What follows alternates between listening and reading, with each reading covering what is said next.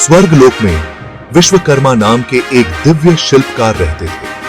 वो ब्रह्मा जी के पुत्र थे, जिन्होंने इस ब्रह्मांड की रचना की थी। विश्वकर्मा जी के पास अद्वितीय कौशल और रचनात्मकता थी। उन्होंने देवताओं के लिए भव्य महल, विशाल नगर और शक्तिशाली अस्त्रों का निर्माण किया। उनकी रचनाएं कल्पना से परे थीं। हर एक उनकी असाधारण प्रतिभा का प्रमाण थी। विश्वकर्मा की रचनाएं दिव्य शक्ति और वैभव के प्रतीक के रूप में स्थापित हुईं। स्वर्ग में उनके योगदान के लिए सभी लोग उनका सम्मान करते थे।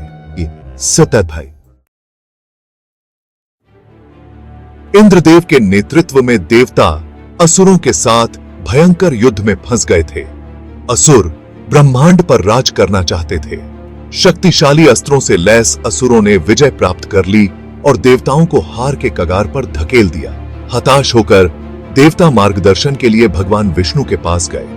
भगवान विष्णु ने उनकी दुर्दशा सुनी और जान गए कि इस चुनौती से उबरने के लिए उन्हें असाधारण मदद की जरूरत है। भगवान विष्णु ने दिव्य शिल्पकार विश्वकर्मा को बुलाने का फैसला किया। वो जानते थे कि केवल विश्वकर्मा के पास ही वो कौशल और प्रतिभा थी जो देवताओं की जीत के लिए जरूरी थी।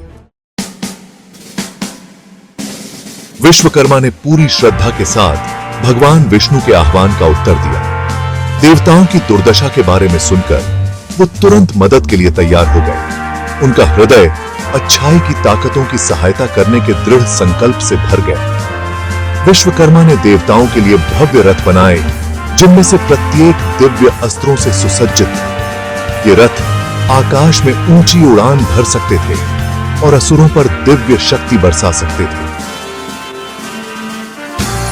उनकी सबसे प्रसिद्ध रचना पौराणिक वज्र थी, जो अपार शक्ति का एक वज्र अस्त्र था। यह अस्त्र इंद्र को दिया गया था, जो असुर सेनाओं के खिलाफ विनाशकारी प्रभाव से इसका इस्तेमाल करेंगे।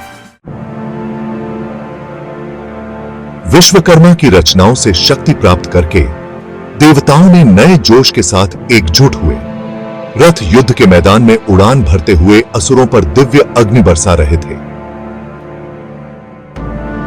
शक्तिशाली वज्र धारण किए इंद्र ने असुरों की रक्षा को चकनाचूर कर दिया।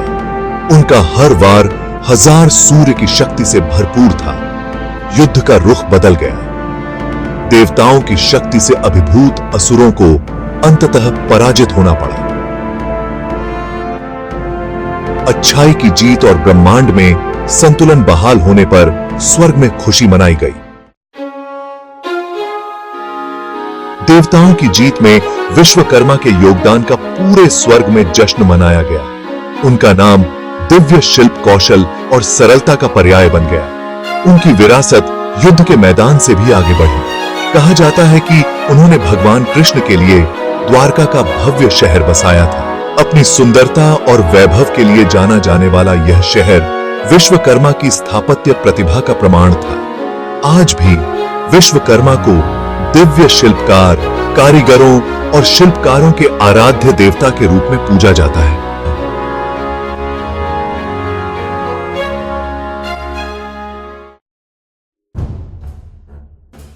हर साल विश्वकर्मा पूजा के दिन पूरे भारत में कारीगर और शिल्पकार अपने दिव्य संरक्षक को श्रद्धांजलि अर्पित करते हैं। वे अपने औजारों को प्रार्थना करते हैं और अपने प्रयासों में कौशल और सफलता के लिए उनका आशीर्वाद लेते हैं। विश्वकर्मा पूजा का त्योहार कौशल, रचनात्मकता और किसी के शिल्प के प्रति समर्पण के महत्व की याद दिलाता है। यह सृजन की शक्ति और हर कारीगर के भीतर रहने वाली दिव्य चिंगारी का उत्सव है। विश्वकर्मा को याद करके हम अपने अपने प्रयासों में उत्कृष्टता के लिए प्रयास करने, जुनून और उद्देश्य के साथ निर्माण करने के लिए प्रेरित होते हैं।